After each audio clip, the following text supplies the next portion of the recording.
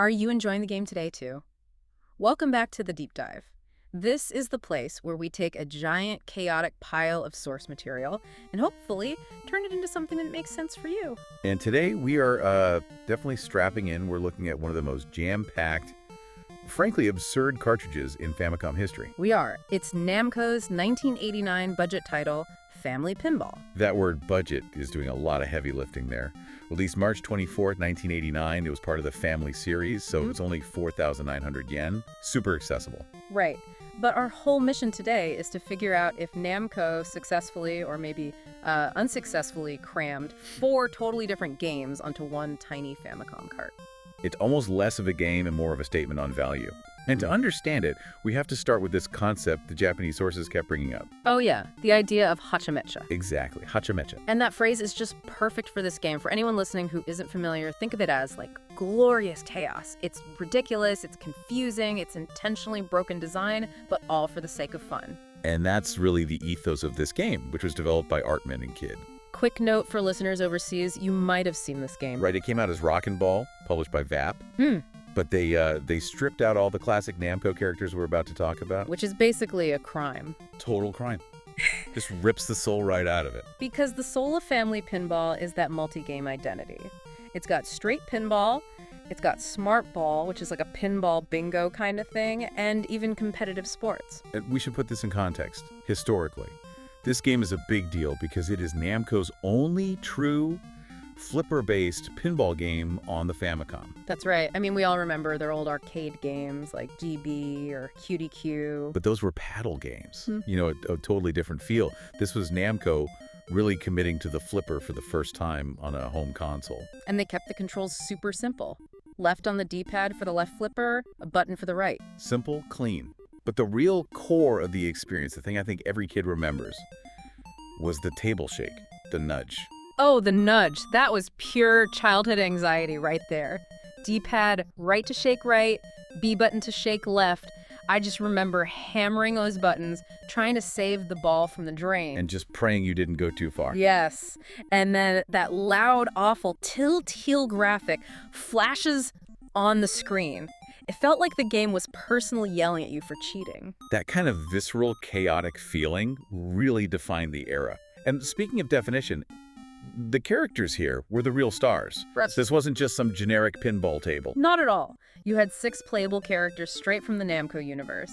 And the key thing is, this wasn't just a cosmetic choice. Picking your character was a strategic decision. The roster is just fantastic. You've got Pac-Man, of course, Torosuke from Yokai Dochuki, Kagekyo from Genpei Tumoden, Momo from Wonder Momo Valkyrie, and even Kai from the Babylonian Castle Saga. And each one had different stats, right? There were 3 main ones. Yep. Flipper length, bouncing strength, and then movement speed, which was, super important for the versus modes. The contrast between them was so stark. Like, you take Kagekyo, he's a tank. Totally. Long flipper, really strong bounce.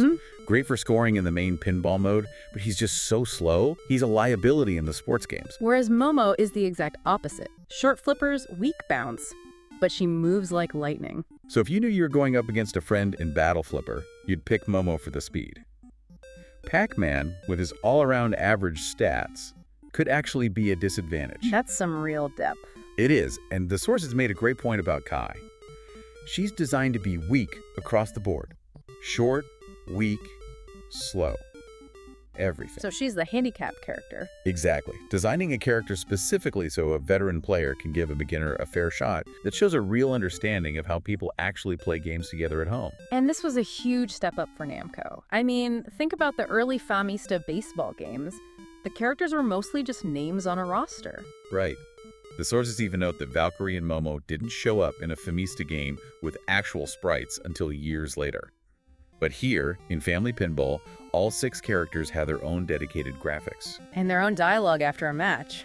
It was a huge moment for Namco fan service. Okay, so we've got this cartridge that's just a buffet of total chaos. The real question is, did all these different modes actually work together? Let's get into it. Let's start with Mode 1, what they call the King's Road Pac-Man Pinball. This is your standard pinball setup, up to 4 players taking turns. You've got a 2-tier board, upper and lower. And the main action is all on that upper board. You've got the fruit board and these fruit blocks. You hit the blocks, the board spins, you hit the board. And something random and usually ridiculous happens. Some of it's good, like The cherries save your ball from the drain once. The turnip is a 1 UP. But then you get the hachimekta stuff. The cucumber reverses your flipper controls. Oh my god, yes. And the eggplant makes your flippers invisible. I remember just instantly failing because my muscle memory completely betrayed me. Just pure hilarious panic. It's fantastic design for just, spontaneous fun. But your real goal is to get the key food. That's what opens the path to the special stage. And in that bonus stage, you have to defeat some monsters, and then you sink the ball into this giant Pac-Man mouth for a massive score boost. But it's super high risk, the flippers are tiny, and it's incredibly easy to just fall right back out. And the sources point out that this is kind of the game's first big flaw. The scoring is so weighted towards that one special stage that all the other fun fruit gimmicks almost feel pointless. Yeah, you're just hunting for the key.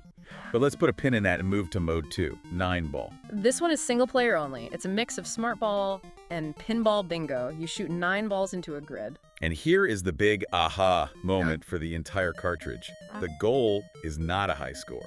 Right. You start with 1,000 coins, you bet them, and your objective is to end up with a total inside a very specific narrow range. It was called the small dream. And if you hit that range, say between 9,000 and 10,000 coins, the game gives you the ultimate reward. Hidden cheat codes. Exactly. This entire mode exists just to unlock cheats for the other modes. And they were great cheats, like starting Pac-Man mode with 5 balls instead of 3, or getting max flipper strength. It's just such a bizarre design choice, though. A pinball game where the goal is to not score too high. It's very strange. It basically turns a game of skill into a weird utilitarian task you have to complete. All right, and that brings us to the last 2 modes, the competitive madness, battle, and sports flipper. This is where the hachimekka really shines. Yeah. They're both 2-player, best of 3 or 5 or whatever. The goal is simple. Get the ball in the other person's goal. Let's start with battle flipper. This mode is just unhinged. You've got boards like Bomber or Thunder. But the core mechanic is what's truly wild. You can launch your flipper. You can just fly it up and down the screen with the D-pad. It's an insane risk-reward mechanic. You can use it to make an incredible block, or you can use it to attack your opponent's side of the board. But if you mess up the timing, your entire goal is just wide open. Total vulnerability. And the bomber board just adds to that chaos. Balls can turn into timed bombs. Skulls can make your flippers invisible. Lightning that freezes your flippers. It's pure, glorious chaos designed to ruin friendships. And then you have sports pinball soccer and ice hockey, and they change the controls on you again. Totally. Instead of 2 flippers, each player gets only 1. And it rotates. Right. A and B rotated clockwise or counterclockwise. And you have a little key keeper, too. If you mess up that rotation for even a split second, you can deflect the puck right into your own net. Just a brutal test of reflexes. So when you add it all up, this huge, versatile, character-driven package, 4 distinct games, sounds like a masterpiece, right? Yep. An absolute home run. It sounds like it, but now we have to get into the evaluation. Where did this thing, go off the rails? Well, let's start with the good. The pros are undeniable. For sure. The variety is just immense. You get everything from classic pinball to bingo to these aggressive sports games. And the replayability from the characters and the hidden codes is fantastic. The value is off the charts. But the flaws are, they're pretty structural. Let's go back to what we call the 9-ball betrayal. Yeah, the problem is the goal itself. Because you need to hit a narrow coin range, not a high score, the game literally rewards you for playing badly on purpose. Right. Once you hit that target range, you just bet the minimum and let your balls drain to end the game and collect your code. It completely undermines the whole point of playing pinball, which is chasing that high score and showing off your skill. It turns it into a dull mathematical chore. A means to an end. And then there's the main attraction, Pac-Man Pinball, which just feels a little empty. The sources compared it to Nintendo's own much earlier pinball game. And in Family Pinball, that lower section of the board just has nothing to do. It's just a space to hit the ball back up. There's no purpose down there. Yeah. And the little help post that can save you, it disappears way too easily. The whole lower half just feels dangerous and unsatisfying. Which all leads back to that core imbalance we mentioned. The scoring is way too focused on the special stage. All those fun, chaotic fruit gimmicks on the upper board just become noise. They don't matter unless one of them is the key that gets you to the bonus round. And that bonus round itself is just too fleeting. You get in there, you get a quick, massive score from hitting the Pac-Man mouth, and then poof, you're out. It's over before you can even enjoy it. It's frustrating. The game feels like it's built around these quick, jarring bursts of points rather than sustained, skillful play. A little more balance, letting you stay in the special stage a bit longer, would have made it so much more satisfying. So if we're going to sum it all up, Yeah. what's the final verdict? I'd say Family Pinball was an incredible piece of entertainment for the price. The variety was astonishing, and the depth from the character choices and hidden commands gave it a ton of replayability. But the broken structure of 9-ball and that critical scoring imbalance in the main Pac-Man mode, they're the big flaws. The speck on the jade, as the saying goes, it was so close to being a perfect variety pack. Despite that, it has a unique legacy. It was the only pinball game in the Family series, and there was a pretty long gap before the next game in that line. It really does stand alone as this weird, ambitious experiment. And if you want to try this experiment for yourself, you actually can. It got a re-release in 2020 as DLC for the Namcot Collection on the Nintendo Switch. Which just goes to show you how well this kind of kitchen sink design holds up. It promised 4 games in one, and it delivered, maximizing every last bit of power from that limited hardware. It really is the Famicom spirit in a cartridge. Which leaves me with one final thought.